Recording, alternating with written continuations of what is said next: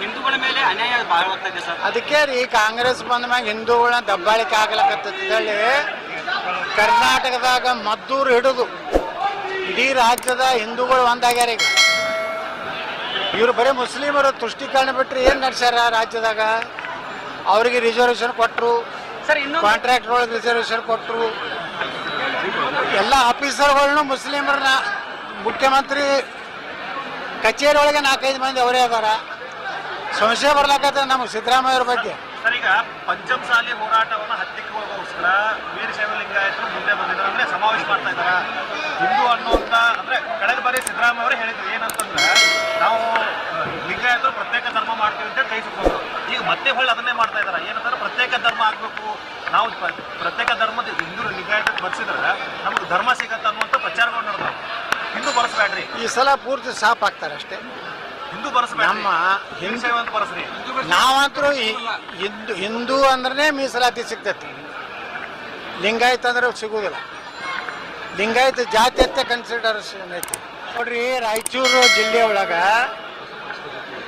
50%ಕಿಂತ ಹೆಚ್ಚು SC/ST ಜನಾಂಗದವ್ರು ಅದಾರ. ಹಿಂದುಳಿದವರು, ದಲಿತರು ರಾಯಚೂರಿನಾಗ ಏನ್ರಿ ಅಲ್ಲಿ 70,000 to 80,000 ಜನ ಸೇರಿದ್ರು ಮೊನ್ನೆ ಹೋದಾಗ. ಮದ್ದೂರು ಅಲ್ಲಿ ಒಂದು ಲಿಂಗಾಯತರ ಮನೆ ಇಲ್ಲ, ಅಲ್ಲಿ 20,000 ಮಂದಿ ಕೂಡಿದ್ರು. ಅದು ಏನು ನನ್ನ ಸಲಾಗಲ್ಲ. ಈ ಸಿದ್ದರಾಮಯ್ಯನವ್ರು ಏನು ಹಿಂದೂ ಧರ್ಮದ ಮೇಲೆ ಗದಾಪರ ಮಾಡಕತ್ತಾರಲ್ಲ, ಅದರ ಪರಿಣಾಮ ಇವತ್ತು ಜನ ತೋರಿಸ್ಕೊಡ್ಲಾಕತ್ತಾರ. ನಮ್ಗೆ ಹಿಂದೂ ಬೇಕಾಗೈತಿ, ಹಿಂದುತ್ವ ಬೇಕಾಗೈತಿ, ಹೊರತು ಜಾತಿ ಮೇಲೆ ಹೊಡೆಯುವಂಥವ್ರು ಬೇಕಾಗಿಲ್ಲ ಅಂತ ಸಂದೇಶಿಸೋದು. ನನ್ನ ಸರ ಸೇರಾರ್ಥ ನಾ ಎಲ್ಲಿ ಹೋಗೋದು.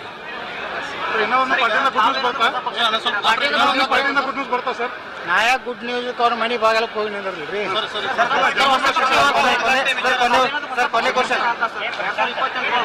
ನೀವ್ ಯಾಕೆ ಗಡಿಬಿಡಿ ಒಳಗೆ ಬಿದ್ದೀರಿ? ನಾ ಏನು ಈಗಾಗಲೇ 400 ಕೋಟಿ ರೂಪಾಯಿ ಹಾಕ್ಯಾರ ನೀರಾಗ. ಇವ್ರೇನು ಬರೀ ಜಾತಿ ಗಣತಿ ಒಳಗನೆ ಈ ಸರ್ಕಾರ ತನ್ನ ಅವಧಿ ಮುಗಿಸಂಗೆ ಕಾಣಿಸ್ತದೆ. ನೋಡ್ರಿ, ಇವತ್ತ ಯಾವ ಸಮಾಜನೇ ಇಲ್ಲ. ಇವತ್ತು ಲಿಂಗಾಯತ ಕ್ರಿಶ್ಚಿಯನ್ ಯಾರು ಅದಾರ, ಕುರುಬ ಕ್ರಿಶ್ಚಿಯನ್ ಎಲ್ಲಿ ಅದಾರ? ಇಂಥ ಸಮುದಾಯಗಳ ಹೆಸರೇನು ಹೇಳ್ಯಾರಲ್ಲ, ಇವ್ರದ್ದು ಒಟ್ಟಾರೆ ಸಮಸ್ತ ಹಿಂದೂ ಸಮಾಜ ಹೊಡಿಬೇಕನ್ನುವಂಥದ್ದು. ನಮ್ಮ ಹಿಂದೂ ಸಮಾಜ ಅಲ್ಪ ಅವ್ರು ಹೆಚ್ಚದಾರ ಅಂತೇಳಿ ಒಂದು ವ್ಯವಸ್ಥಿತವಾದ ಸಂಚು ಇವತ್ತು ಕಾಂಗ್ರೆಸ್ ಕೇಂದ್ರ ವರಿಷ್ಠ ಮಂಡಳಿಯಿಂದ ನಡೆದಿದೆ. ಅದಕ್ಕೆ ಯಾರೂ ಉಪ್ಪು ಹಾಕೋದಿಲ್ಲ. ಎಲ್ಲ ಜನ ಜಾಗೃತ ಆಗ್ಯಾರ. ಇವ್ರು ಏನು ಮಾಡಿದ್ರು ಸಹ ಕರ್ನಾಟಕದಲ್ಲಿ 2028ಕ್ಕೆ ಇವ್ರು ಅಧಿಕಾರಕ್ಕೆ ಬರೋದಿಲ್ಲ. ಅವರು ಕೆಲವೊಂದು ರಾಜ್ಯದ ಮುಸ್ಲಿಮರು ಏನು ರಿಸರ್ವೇಷನ್ ಕೊಟ್ಟಾರೋ ಅದು ರದ್ದಾಗ್ತದೆ. ನಮ್ಮ ಉಳಿದ ಸಮಾಜಗಳಿಗೆ ಏನು ಮೀಸಲಾತಿ ಸಿಗೋದು ಸಿಗ್ತದೆ. ನೇರವಾಗಿ ಏನಾಗ್ತಾರ,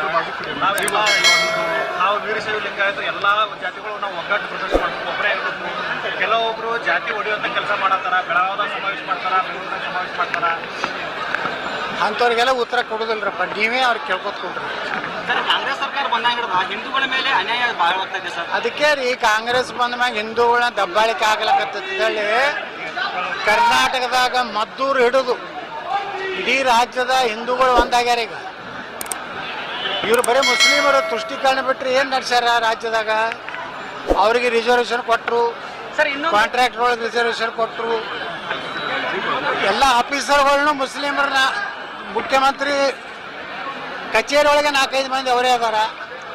ಸಂಶಯ ಬರ್ಲಾಕತ್ತ ನಮಗೆ ಸಿದ್ದರಾಮಯ್ಯವ್ರ ಬಗ್ಗೆ. ಸರ್, ಈಗ ಪಂಚಮಸಾಲಿ ಹೋರಾಟವನ್ನು ಹತ್ತಿಕ್ಕುವಗೋಸ್ಕರ ವೀರಶೈವ ಲಿಂಗಾಯತರು ಮುಂದೆ ಬಂದಿದ್ದಾರೆ, ಅಂದ್ರೆ ಸಮಾವೇಶ ಮಾಡ್ತಾ ಇದಾರ. ಹಿಂದೂ ಅನ್ನುವಂತ ಅಂದ್ರೆ ಕಳೆದ ಬಾರಿ ಸಿದ್ದರಾಮಯ್ಯ ಅವರು ಹೇಳಿದ್ರು ಏನಂತಂದ್ರೆ ನಾವು ಲಿಂಗಾಯತರು ಪ್ರತ್ಯೇಕ ಧರ್ಮ ಮಾಡ್ತೀವಿ ಅಂತ ಕೈ ಸುತ್ತೋದು. ಈಗ ಮತ್ತೆ ಹೊಳ್ಳಿ ಅದನ್ನೇ ಮಾಡ್ತಾ ಇದಾರೆ. ಏನಂದ್ರೆ ಪ್ರತ್ಯೇಕ ಧರ್ಮ ಆಗ್ಬೇಕು, ನಾವು ಪ್ರತ್ಯೇಕ ಧರ್ಮದ ಹಿಂದೂ ಲಿಂಗಾಯತ ಬರ್ಸಿದ್ರೆ ನಮ್ಗೆ ಧರ್ಮ ಸಿಗತ್ತ ಅನ್ನುವಂಥ ಪ್ರಚಾರಗಳು ನಡೆದಾವೆ.